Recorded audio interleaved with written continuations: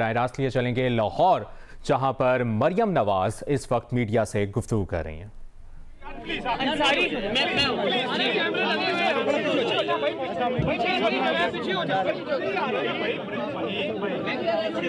बेटा आप पीछे हो जाए, इनको आ गया कोई बात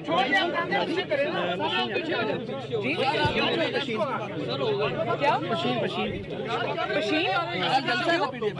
नहीं नहीं कोई जलसा नहीं। ये बताइएगा कि आपके एक मुनहरफ क्या पशीन नहीं नहीं कोई जलसा नहीं। ये बताइएगा कि आपके एक मुनहरफ रुकन है यूनुस अंसारी साहब, उन्होंने कहा है कि हम मरियम का काफिला गुजरांवाला में रोकेंगे और बिल्कुल ऐसा इस्तेमाल करेंगे जो 9 मार्च के दरमियान इमरान खान का किया था। क्या हुकूमत अपनी शिकस्त देकर ऐसे औचित करने को है, ये क्या कहेंगी आप? मैं सिर्फ ये कहूँगी कि ये जो घटिया धमकियाँ सियासत है ना, ये गुजरांवाला मुस्लिम लीग नून का शहर है, तो मुस्लिम लीग नून से ये पंगा लेने की ज़रूरत नहीं है। अच्छा मैडम, ये बता दीजिएगा कि ये आपने बार बार कहा कि इमरान खान के बड़े जो हैं वो मुस्तकिल तौर पे कॉल्स कर रहे हैं, तो क्या कोई आपको भी कॉल आई उस हवाले से, या आपके इर्द गिर्द ही कॉल्स आ रही हैं मुस्तकिल तौर के ऊपर, और कॉल्स करके वो कह क्या रहे हैं? मैं ये बात बता चुकी हूँ आपको बहुत दफ़ा, बहुत बार बता चुकी हूँ। मैं सुनी सुनाई बातें नहीं करती, मैं वो बात करती हूँ जिसका मुझे ज़ाती तौर पे इल्म होता है। अच्छा मैम, यूसुफ रज़ा गिलानी को पीडीएम ने जो है और आपने एक मुतफिका कैंडिडेट बनाया है, ये गुड जस्टिस है, और जो इख्तिलाफात की बातें आ रही थी, तो आप क्या समझते हैं कि इस गुड जस्टिस से क्या मैसेज अवाम में या एक ख़ास हल्कों को गया है आपके ये यूनिट? यूसुफ रज़ा गिलानी साहब पीडीएम के मुतफिका कैंडिडेट हैं, और पीडीएम ने ये फैसला किया था कि सेनेट इलेक्शंस में वो अपने मुतफिका कैंडिडेट्स लाएंगे भी और एक दूसरे को सपोर्ट भी करेंगे। लेकिन असल में बात ये नहीं, असल में बात ये है कि जो आवाम के ऊपर मुसल्लत किए जा रहे हैं लोग, हमें आवाम के नुमाइंदे होने के नाते से उनका रास्ता रोकना है। और आप ये देखें कि किस किस्म के आवाम के अंदर इस्तराब है, बेचैनी है, एक जिसको कहते हैं कि रिवोल्ट है इस हुकूमत के ख़िलाफ़, क्योंकि महंगाई से वो मारे गए। रोज़ तेल की, अंडों की, मुर्गियों की, गोश्त की, सब्जियों की, दालों की, पेट्रोल की कीमतें जो हैं, बिजली की कीमतें बढ़ती हैं। आवाम तो उससे रिवोल्ट कर रहे हैं, लेकिन ख़ुद जो हुक्मरान जमात है उसके अंदर हर सूबे से लोग खड़े हो गए हैं जो इन्होंने टिकटों की तकसीम की है, और जिस तरह पैराशूट से लोग लैंड किए हैं। और मुझे तो हर रोज़ सुनने को हम ये देखते हैं, मेरी 22 साल जिद्दोजहद है, मेरी 22 साल जिद्दोजहद है। तो 22 साल जिद्दोजहद में क्या एक भी ऐसा इंसान नहीं मिला जिसको, जो 22 साल से आपके साथ जिद्दोजहद कर रहा है, आप उसको सेनेट का टिकट देते? और इल्ज़ाम आप दूसरी जमातों पे लगाते हैं, आपने मिलियनियर्स और बिलियनियर्स को टिकट्स दिए, इसका क्या मतलब है? मिलियनियर्स और बिलियनियर्स को टिकट देने का मतलब ये है जिनका जमात से भी कोई ताल्लुक नहीं है, जिनकी जमात के लिए कोई खिदमात नहीं है, उसका मतलब ये है कि अपने पैसे से वोट खरीदो।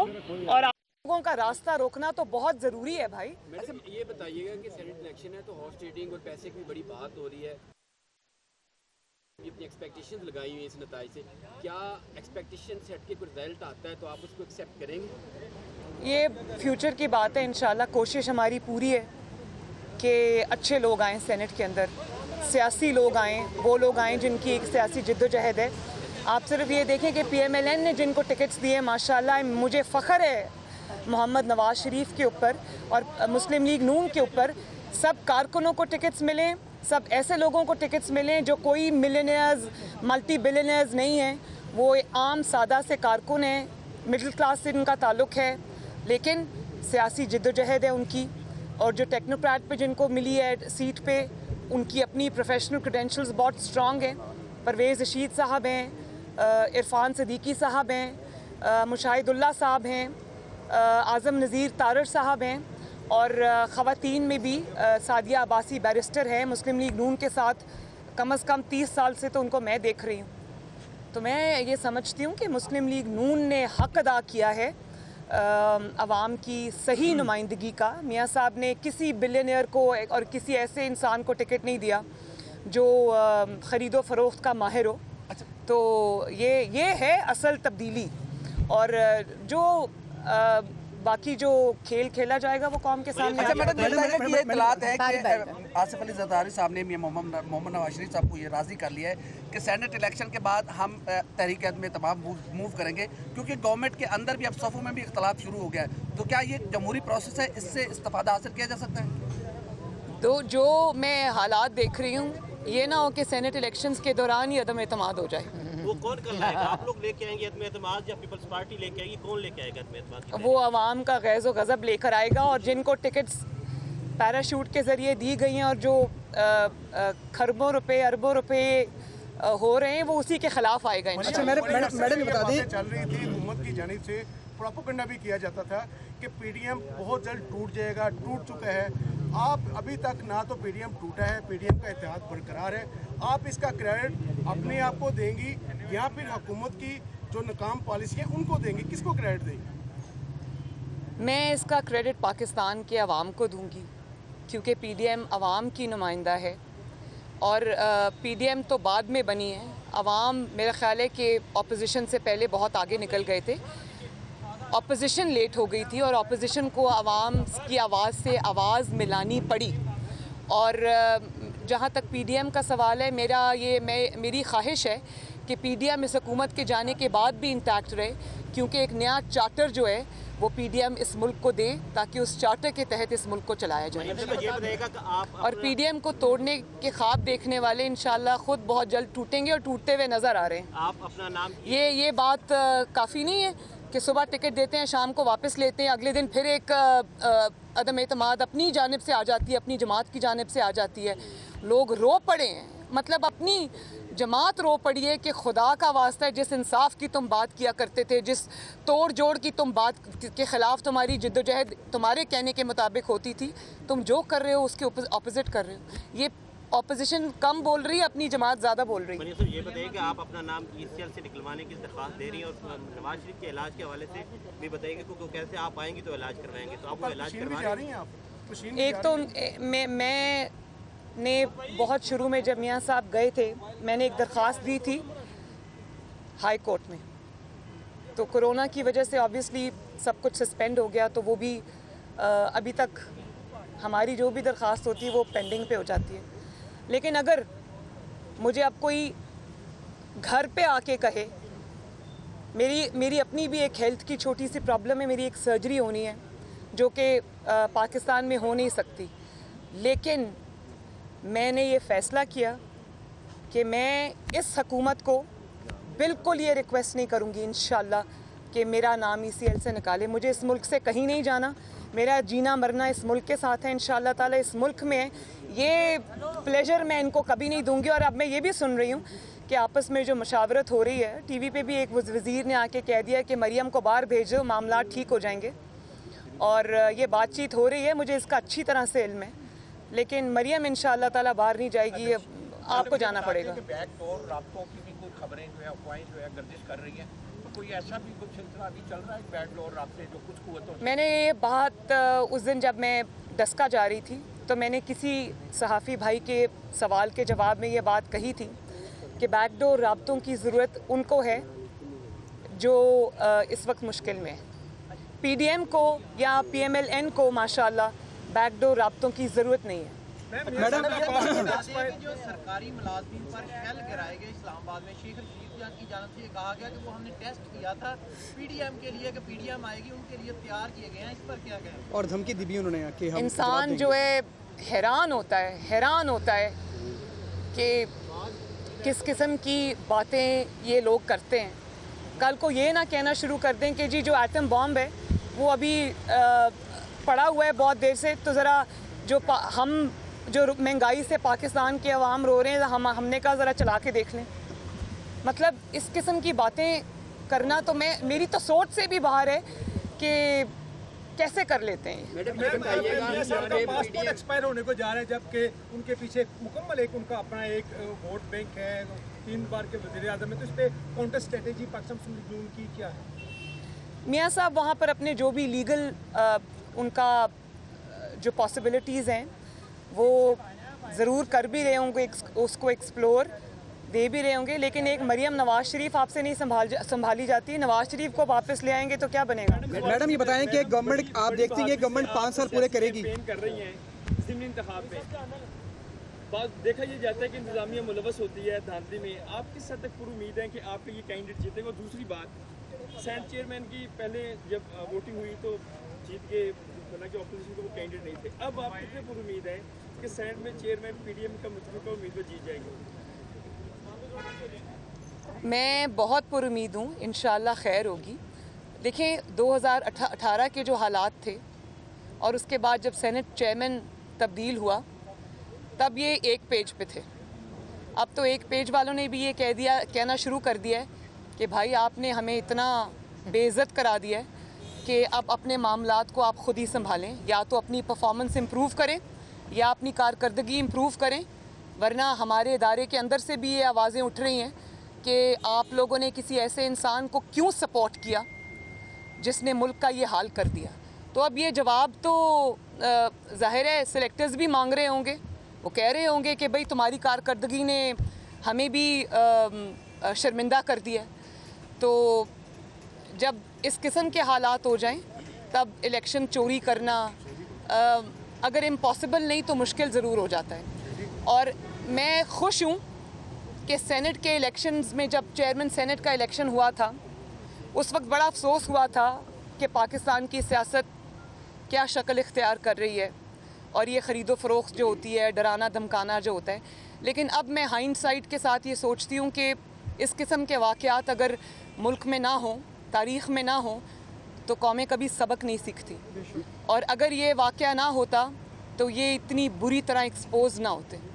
आज जब ये बात करते हैं कि शो ऑफ हैंड्स होना चाहिए या ओपन बैलेट होना चाहिए, तो आवाम को वो वक्त अभी बहुत दूर नहीं गया। सब याद आ जाता है किस तरह आपने सेनेटर्स को और MPAs को और MNS को फ़ोन करवाए, धमकियां दिलवाईं, उनकी फ़ाइल्स खुलवाईं, उनके वोट ख़रीदे।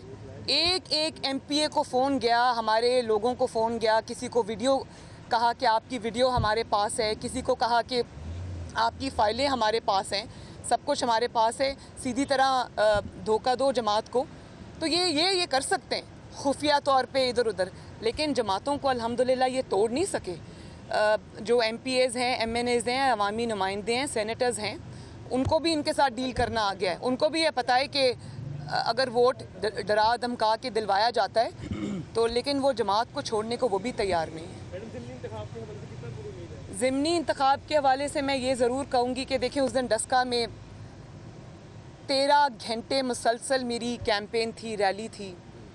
जिस तरह एक छोटा सा जगह है डस्का, जिस तरह अवाम वहाँ पर उन्होंने अपनी सपोर्ट शो की, मेरे ख़्याल में अल्हम्दुलिल्लाह उसी दिन वहाँ पर मुझे तो पता चल गया था कि शेर जीत गया। हाँ, अगर आपने कुछ करने की कोशिश की तो ये याद रखना कि ये चीज़ छुपी नहीं रहेगी। गिलगित बल्तिस्तान में आपने तमाम तर धांधली के बावजूद जो आप 1 साल से प्लान कर रहे थे, और वो पूरी मेरे पास वो स्टेप्स हैं जो इन्होंने लिए वहाँ का इलेक्शन चोरी करने के लिए, लेकिन उसके बाद क्या हुआ?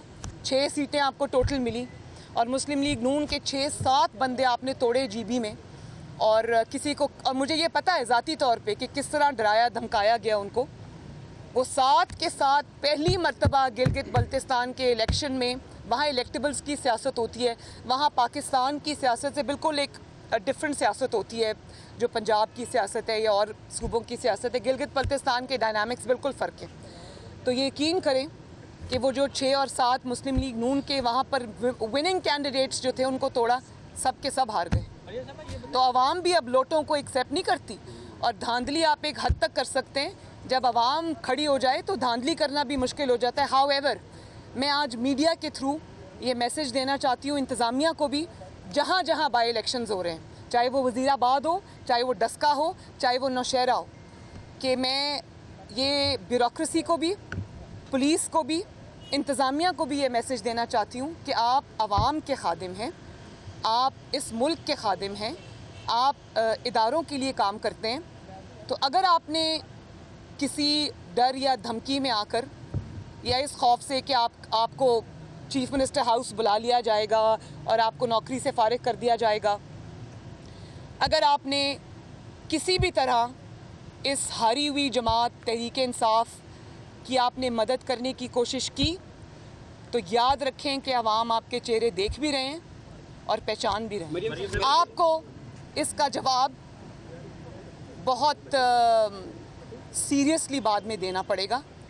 ये मैं इनको एक मैसेज दे रही हूँ। तो मुझे उम्मीद है कि आप अपने हल्फ से, अपनी नौकरी से, अपने मुल्क से गद्दारी नहीं करेंगे। लास्ट क्वेश्चन है जी, लास्ट क्वेश्चन। 45-46 ममालिक की जो अफवाज है मुश्तरका अमन मशकें कर रही हैं, हुकूमत इसको अपनी कामयाब खारजा पॉलिसी के सम्राट गिरदान रही है। क्या आप भी समझती हैं कि ये खारजा पॉलिसी की असरात है? क्या ये खारजा पॉलिसी है कौन सी हमारी भाई? हमारे तो दोस्त मुल्क हमसे नाराज़ हैं। वो हमारे तो दोस्त मुल्कों ने हाथ खड़े कर दिए हैं कि ये है आपकी खारजा पॉलिसी।